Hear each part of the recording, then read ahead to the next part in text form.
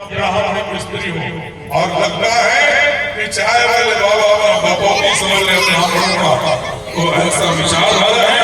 तो मैं कहता हूँ गुप्ता महेश्वर राम पिल्ले साहू वर्मा कोई भी हो पढ़ो ना भागवत, पुरुष पढ़ो, लेकिन स्त्रियों को पढ़ने का कोई व्यासपीठ में अनुमति नहीं है। इसलिए हमारे लोगों को आना पड़ेगा। पुनः करता हूँ देश को बदल करके सनातन धर्म को संदेश देना पड़ेगा और एक धोती कुर्ता पहन करके जीवन को बिताना चाहिए। और रविवार को हर एक व्यक्तियों को जो आस-पास में मंदिर है पति पत्नी मंदिर दर्शन करने के लिए जाना चाहिए। तभी हमारा अध्यात्म आगे बढ़ेगा, तभी हमारा सनातन आगे बढ़ेगा। माता आज 38 साल की उम्र में पुनः कहता हूँ मैं यहाँ कोई दक्षिणा लेने नहीं आई। जो भी यहाँ पर मोहल्ले में आस-पास नगर में कोई भी बेटी गरीब है जिनके माता पिता असक्षम है विवाह करने में, वो बेटियों के मेरे तक नहीं पहुँच पाती भीड़ के चलते, तो वो संतोष पिल्ले जी से मिले। उन बेटियां कभी निराश न हो। जब जब ऐसे बेटी पैदा हो तो उसके लिए चाय वाले बाबा पैदा हुआ है, 1 रुपए लेकर जाऊंगा, यही भागवत की चढ़ावा से उसका पूरा बेटियों का शादी कर दिया जाएगा। पूरी भागवत की चढ़ावा को मैं समर्पण कर दूंगा। अगर आप लोग कोई नहीं आओगे तो यह जो भागवत को चढ़ावा किसी दूसरे बेटी को चले जाएगी। लेकिन अगर कोई होगा तो पहले लेबर कॉलोनी का संतोष भैया के आयोजन को इस पैसे से गरीब बेटियों की शादी करा दी जाएगी। केवल यही नहीं, 400 समथिंग 437 से 3-4 ऐसे हो चुका है जो मैं भागवत की धर्म के आवक से 437 बेटियों का कन्यादान कर चुका हूँ। यही मेरे जीवन का अनमोल है। 17 लड़कियों को मैंने इंजीनियरिंग कराया, अब आज 12 बेटियां गवर्नमेंट में जॉब कर रही है।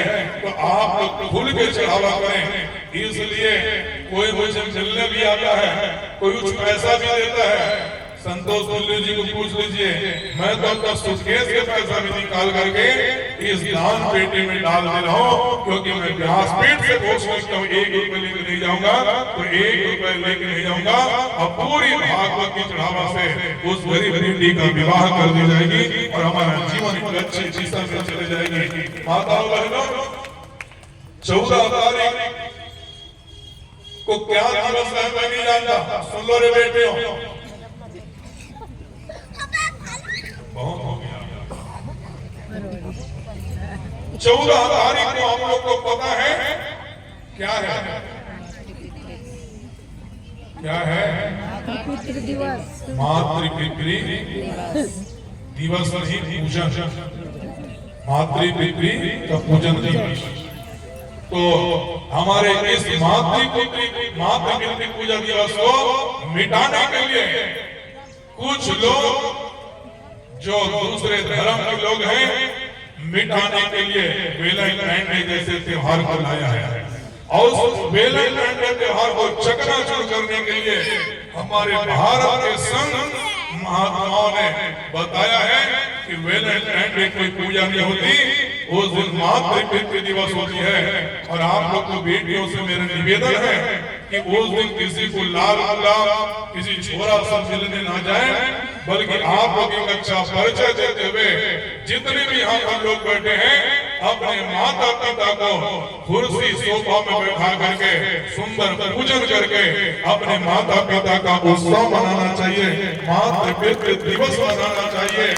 संत श्री आसाराम बापू जी ने इस वेलेंटाइन डे को चकनाचूर करने के लिए विशाल अपने सभा में अनेक प्रकार की योजना, चाहे वो ऋषि प्रसाद हो या ग्रंथ हो, चाहे अहमदाबाद हो, छत्तीसगढ़ हो, गुजरात हो, ऐसे भारत की कई नगरियों में बाबा आसाराम जी ने मातृपितृ दिवस को एक ऐसा परचम चढ़ाया है।